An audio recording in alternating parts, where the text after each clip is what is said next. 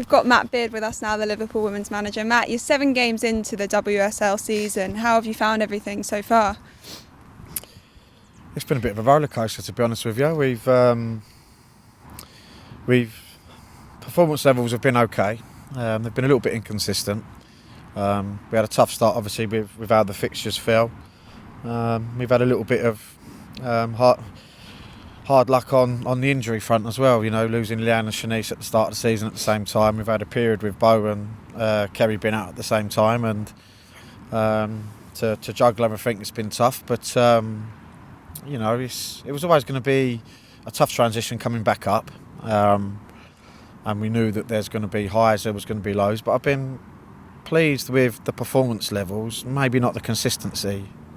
But we've shown some really good moments, and then we've shown some naivety. But that happens when you make the step back up into the top level. It doesn't, whether it's men's football or women's football, that will happen. And I think the key thing for me is that we've been in games, we've been desperately unlucky, maybe not to have, probably would say 3 more points on board. But it was always going to be a little bit of a transitional period, and we knew November, December was going to be big for us. So after Sunday, you know, we can take a lot of positivity from the comeback, and I felt we deserved to win it in the end, but we couldn't quite get that 4th goal and should have had a penalty. But it is what it is, and we've got to draw on the positives from the second half performance and take that into Thursday. Yeah, you mentioned the step up there. What can you sort of pinpoint as the biggest difference when you're coming from the Championship and you're going into the WSL?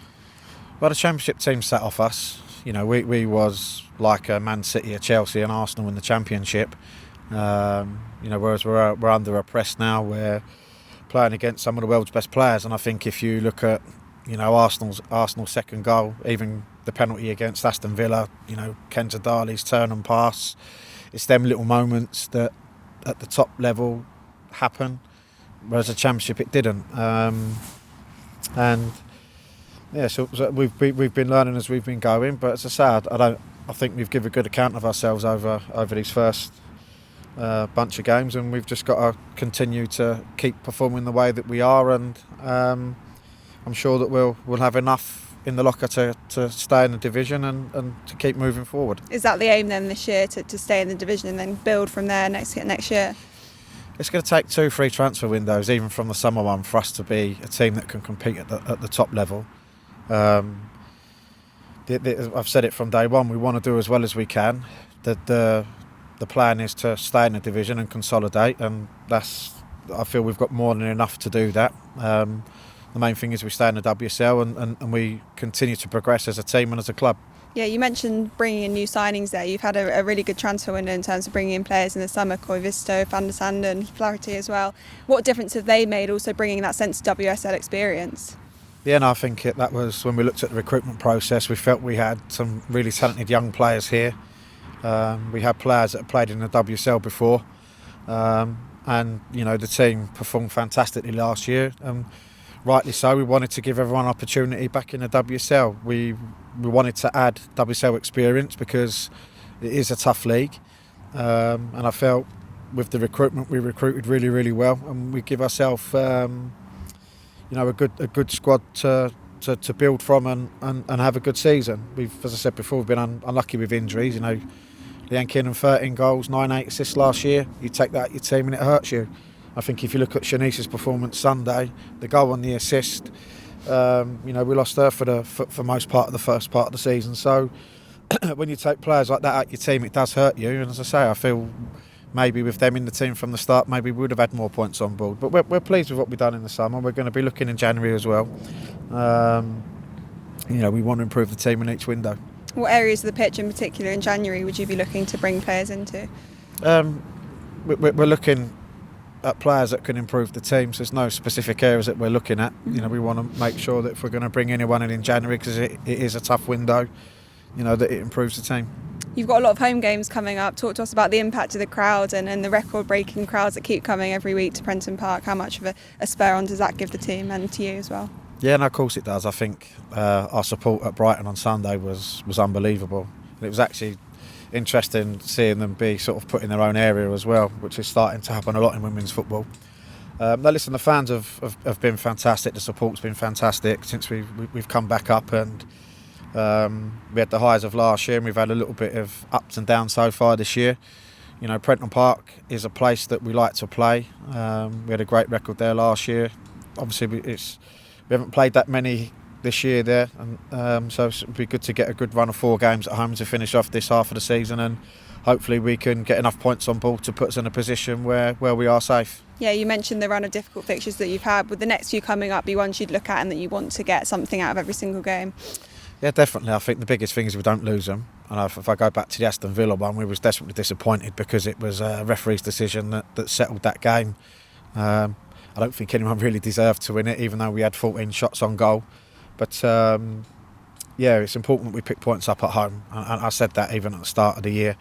And these run of fixtures, you know, we've just been looking at obviously the teams around us. Reading's running, Leicester's running, coming up until Christmas. So we've got to make sure that we get as many points on board as we can and give ourselves a little bit of breathing space from the ones below us. Let's reflect a bit on the Brighton game. You mentioned it earlier. You must have been really proud of the character your team showed in that second half. Yeah, for sure. We was disappointed with the goals. The third goal was obviously a cross that's gone in. The penalty, Jazz has got her hands in a natural position, so we was frustrated with that. But it was our own downfall leading into them moments anyway.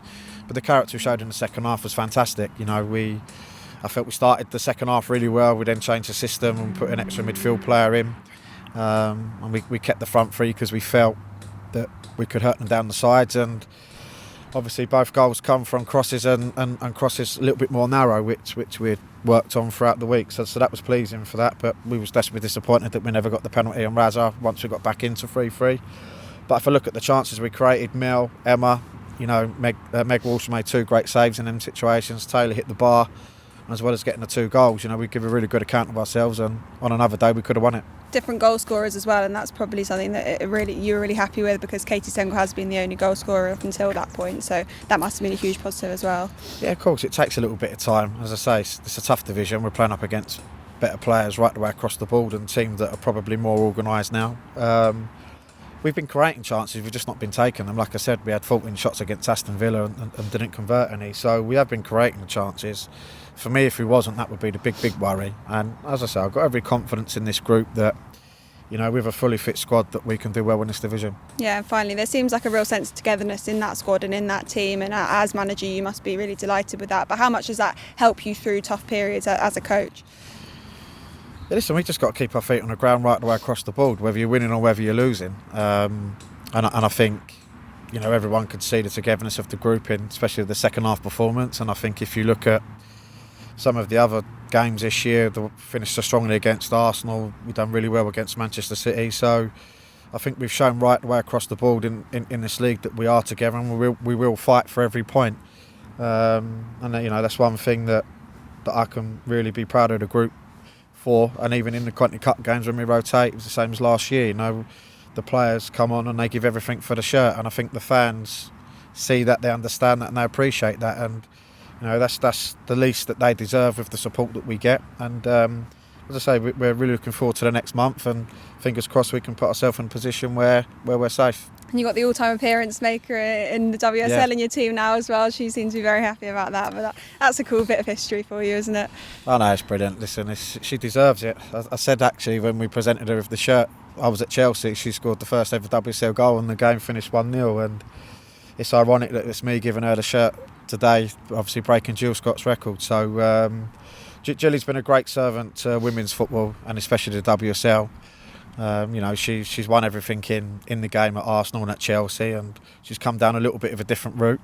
But I thought Sunday performance was outstanding. You know, that tackle on Katie Robinson right at the end sums Jilly up for me. And it's like anything, whenever this is the first time she's left London, so it's going to take a little bit of settling in time. But we've been really pleased with how she's been. You know, she's an influence on the pitch, but also off the pitch for us. Yeah, looking forward to West Ham as well, that coming up soon.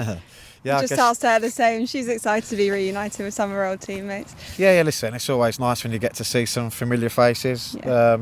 But obviously we need to win the game, so it'd be good to see, as I said, some familiar faces, but I can catch up with them after the game rather than before. Well, get yourselves down to all the lovely home games we've got coming up. Thanks so much, Matt, for speaking to us. Appreciate it. Thank you.